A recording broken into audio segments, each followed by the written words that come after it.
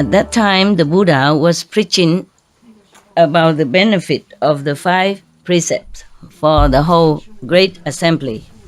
Probably he was giving initiation, and then doing that. So he said about the 5 precepts, and the benefit of keeping it. Number 1, do not kill. Do not harm other people or not harm other beings. If you keep it, then you will have the benefit of having a long life and healthy life. Yes. And number 2, do not steal. Do not take things that is not given to you. If you keep this precept, then you will have the merit of being born rich, and noble. And then nobody ever steal your things. Yes. Number 3, do not commit illicit sex. If you keep it, then heaven and earth will respect you very much, and your body will be beautiful. You'll be born beautiful. Of course, right now, if you are not beautiful already, then you keep this precept. Next life, if you keep this 5 precepts, next life you will be born as human again, with all this, but not having to be born in hell or vicious animals or suffering any kind. Understand? Yeah. Keeping the 5 precepts, you will not go to heaven. You will it's just a 5 precepts alone, and you will not go to heaven, or lower heaven. But at least you will be born a human. Okay, healthy, rich, and have no problem. Healthy and having power, position, whatever, Okay. And number 4, do not tell lie, but tell the truth. If you keep it, that you will have the merit of a lot of respect from everybody on the planet, everyone you met.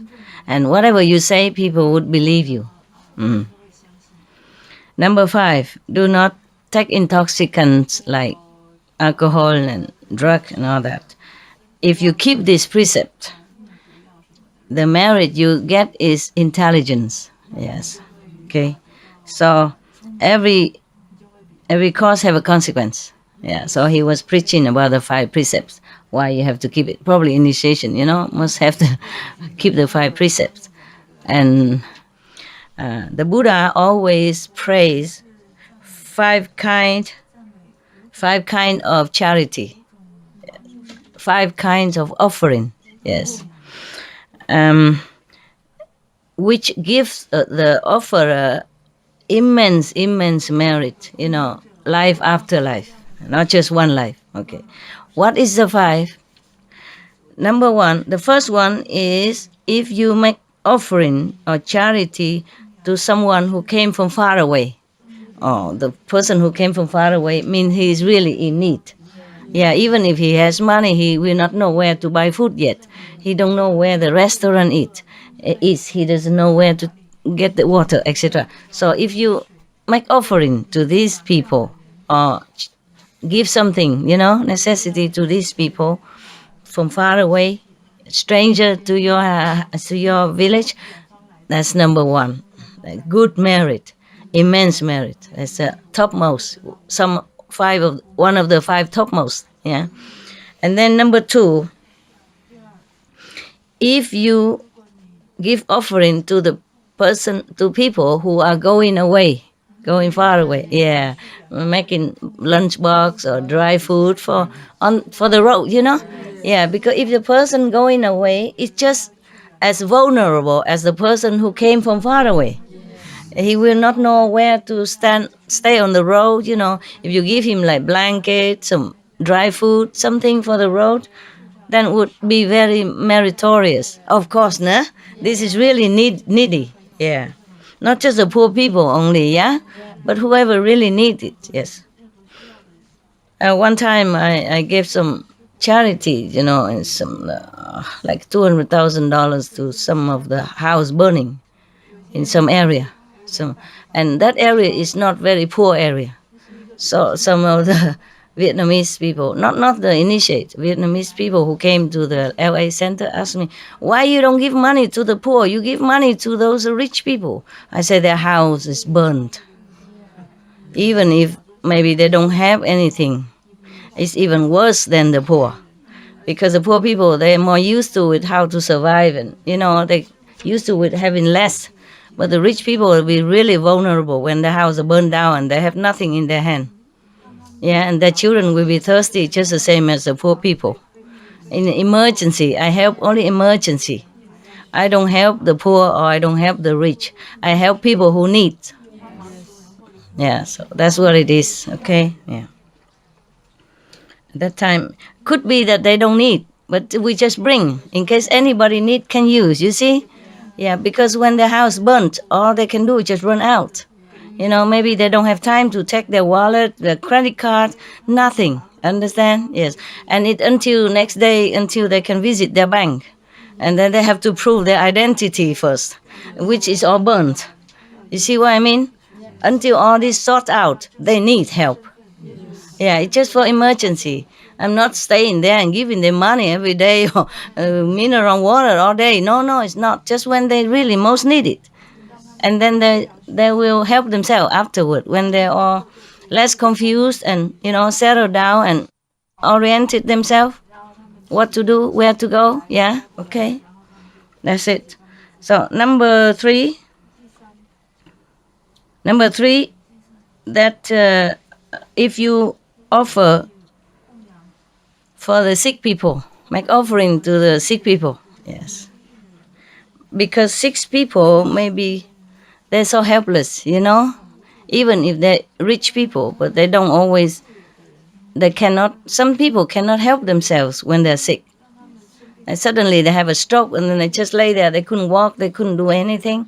And if you at that time know it and bring their water, bring what they need to them to their bed, or visit them in the hospital, because even if they're rich, but doesn't mean they have family, doesn't mean people like or visit them. So if you visit them, you help them when they are incapable, that is good. That's number three. Number four, of course, you give food to the hungry. And the person just now hungry and you give food to him. That is good. That's excellent. And number five is the best.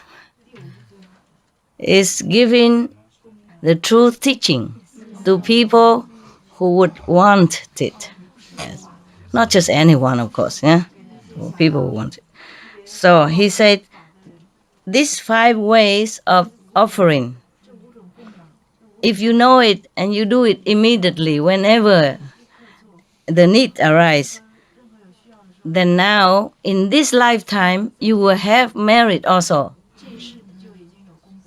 Obviously, don't even need to wait until the next life to see the merit that comes to you. Understand? Even in this lifetime. I don't know how about you, but I have a lot of merit from that. Now that the Buddha said that, not because I want to do it for merit. It just somehow it returned manifold, Yeah. I do it because it's the right thing to do, not because of merit. But now the Buddha saying here is very meritorious. Yes, I can say that I lack nothing. I never short of anything. Yes. Even if I don't have, sometimes if I don't have a driver next to me, or just even if I couldn't park the car, somebody would come along and park the car for me. If I don't know where the ticket counter, somebody would come and tell me, here, I will show you. I walk with you. Yeah. Thing like that, And even if I give charity ever since I was a kid already, whatever I can, and all the way until I grow up, until now, not just now because I know the Buddha teaching or because of this and that. And therefore, even as a kid, I give charity to the beggar who walk past my house. And when I grow up, even during marriage, I give all the time, whatever money I have, to the orphanage, to the poor people in Africa, even not much, but I always give, always.